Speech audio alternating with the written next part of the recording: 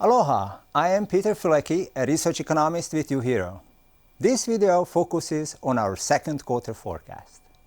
What has changed since our last report? In many respects, the outlook is similar, but some of the risks have shifted. Over the next 6 minutes, I will discuss the tighter credit environment, reduction in inflation, and hardships in real estate markets. Let's begin with the most notable event since our last forecast. The meltdown of Silicon Valley Bank and Signature Bank in March triggered a reaction on both the bank and the consumer side.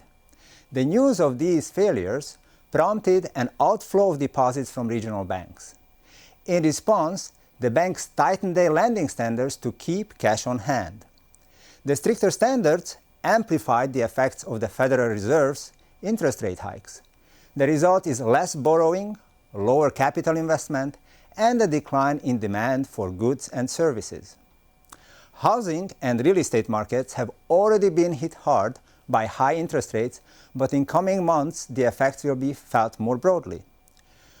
When small businesses struggle to get funding, it hinders their everyday operations and hiring decisions. In this figure, the orange bars show past recessions, and the blue line shows the percentage of banks tightening their lending standards.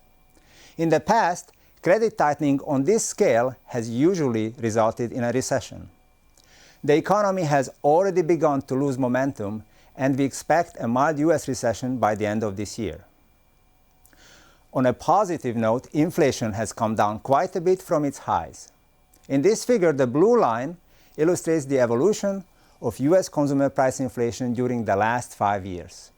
Annual inflation has slowed from a 9% peak in June to about 5% in March.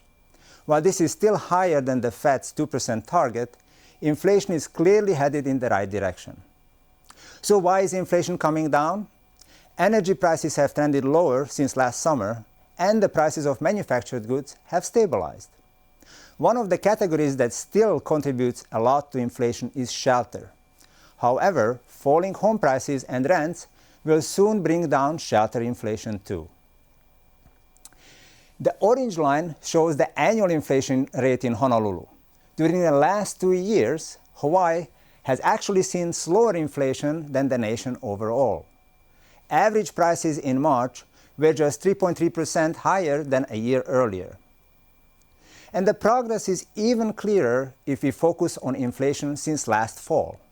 The gray line shows the annualized inflation over a 6-month period. By this measure, consumer prices in Honolulu increased by only 1% since last September. Let's now turn to housing. Single-family home prices jumped 40% during the early part of the recovery. Since last spring, they fell about 10%, but remain high by historical standards. High mortgage rates are an additional barrier for new homeowners. Roughly 80% of Oahu households earn less than what is necessary to afford a medium-priced home. While the condo market is less dramatic, about half of local households can't afford a condominium either. This figure shows the number of permits for new single-family homes in our 4 counties. We are building fewer units even when compared nationally, where we rank 49th out of 50 states. This lack of new housing is partly responsible for high prices. The factors influencing housing supply include regulatory challenges, permitting delays, and the availability of labor. Let's spend a minute on jobs. In January, construction payrolls approached the record highs of the 2008 housing bubble. Because the construction industry is nearly at full employment, additional labor demand drives up wages and the cost of infrastructure. At the same time, the number of payrolls in other industries is still below the pre-pandemic level. Job gains will continue, but at a slower pace due to maturing of the post-pandemic recovery and poorer macroeconomic conditions. Our report goes into more detail about all of these topics, including the tourism industry's vulnerability to a US recession. During the rest of this year, declining US tourism, high interest rates, and tight credit will weigh on Hawaii's economy.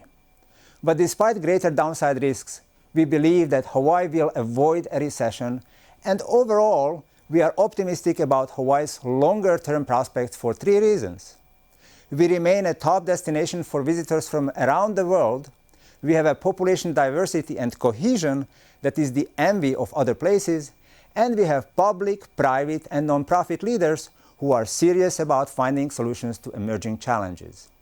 It is hard to be too pessimistic about the future given these advantages. Mahalo.